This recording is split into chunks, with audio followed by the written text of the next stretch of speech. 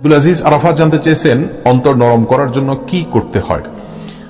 দেখুন, অন্তর নরম করার জন্য আল্লাহ সুবহানাহু ওয়া তাআলার আয়াত তিলাওয়াত করতে হয়। আজ আমরা মুসলিমরা সবচাইতে দূরে আছি কোরআন থেকে। আমরা এই করোনাকালীন অবসরে সবচেয়ে বেশি যে কাজগুলো করা দরকার তার মধ্যে থেকে অন্যতম হলো কোরআনে কারীমের সাথে সময় দেওয়া। কোরআনকে অর্থ সহকারে বুঝে পড়ুন, তাফসীর সহকারে, ব্যাখ্যা সহকারে বুঝে পড়ার চেষ্টা করুন, কিছু সময় তেলাওয়াত করার চেষ্টা করুন, কোরআনের সঙ্গে সময় কাটানোর চেষ্টা করুন।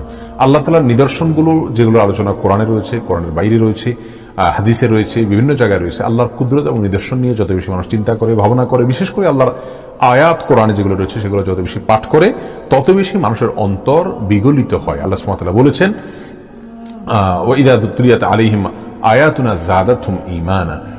আল্লাহর আয়াত যখন, আমার আয়াত যখন তাদের কাছে পাঠ করা হয় তখন তাদের ঈমান বৃদ্ধি পায়। অন্য আয়াতে আল্লাহ সুবহানাহু ওয়া তাআলা বলেছেন, যখন আল্লাহ তাআলা স্মরণ করা হয় তাদের কাছে, ওয়াজিলাত কুলুবুহুম, তখন তাদের অন্তরগুলো নরম হয়ে যায়।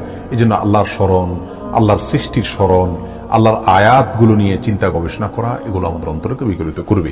আল্লাহ তাআলা আমাদেরকে সাহায্য করুন। বেশি বেশি আল্লাহর জিকির করা মুখে, অন্তরে, এর মাধ্যমে মানুষের অন্তর বিগলিত হয় এবং নরম হয়।